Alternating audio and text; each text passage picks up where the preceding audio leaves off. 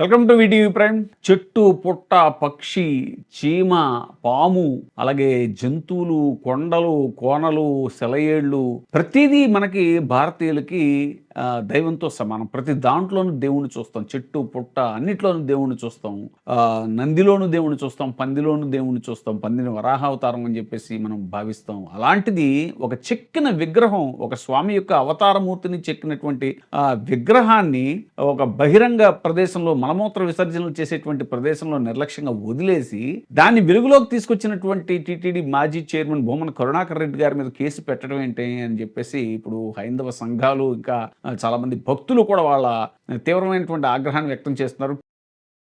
TTD మాజీ chairman Bhumana Karunakar Reddy గారి మీద కేసులు పెట్టారు. ఎందుకనంటే నిన్న ఆయన అలిపిరి బస్టాండ్ దగ్గర ఒక స్వామివారి విగ్రహం ఒకటి పడి ఉంది, ఆ నిర్లక్ష్యానికి గురై ఉంది, అక్కడ పైగా మద్యం సీసాలు అవి ఉన్నాయి, అక్కడ మలమూత్ర విసర్జనలు జరుగుతున్నాయి అని చెప్పి ఆయన అంతా ఆ ప్లేస్ని శుభ్రం చేయించి అక్కడ దానికి పూజలు అవి చేస్తే, ఇదిగో హైందవ మనోభావాలు దెబ్బతీసేలా ప్రవర్తించారు, మత మనోభావాలు దెబ్బతీయటానికి కరుణాకర్ రెడ్డి అలా ప్రవర్తించారు, టీటీడీని కించపరిచారు, ప్రజల్లో అల్లర్లు రేపడానికి దుష్ప్రచార వీడియోలు పోస్ట్ చేశారు అంటూ ఆయన మీద టీటీడీ డిప్యూటీ ఇంజనీర్ గోవిందరాజులు అంట ఆయన ఎవరో అలిపిరి పోలీస్ స్టేషన్లో మంగళవారం ఫిర్యాదు చేశాడంట.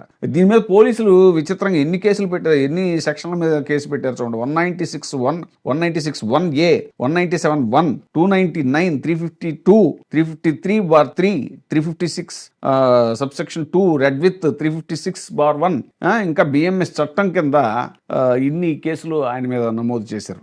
ఆయన దానికి కారణం, వాళ్ళు చెప్పే కారణం ఏంటంటే ఎవరో ఎప్పుడో పట్టా కన్నాచారి అనే ఆయన ఈ శిల్పాన్ని పూర్తి చేయకుండా వదిలేశారు అని చెప్పేసి అంటున్నారు. మరి పూర్తి చేయకుండా వదిలేసిన శిల్పాన్ని అక్కడెందుకు పెట్టేయాలి? మనం అసలు ఏ ఆకారం లేనటువంటి రాయికి కూడా ముక్కుతాం కదా. అలాంటిది ఒక అవతారమూర్తి విగ్రహాన్ని, ఒక స్వామివారి యొక్క విగ్రహాన్ని అలా బహిరంగ ప్రదేశంలో, మలమూత్ర విసర్జనలు జరిగేటువంటి ప్రదేశంలో, మద్యం సీసాలు అవి ఉన్నటువంటి ప్రదేశంలో వదిలేయాల్సిన అవసరం ఏంటి? టెంపుల్ సిటీ తిరుపతి అంటే ప్రతి చోట టెంపుల్స్ ఉన్నాయి. గోవిందరాజు స్వామి గుడి అని బోల్డ్ గుళ్ళు ఉన్నాయి. అక్కడే ఒక టెంపుల్లో ఎక్కడో చోట వాటిని భద్రపరచ కదా.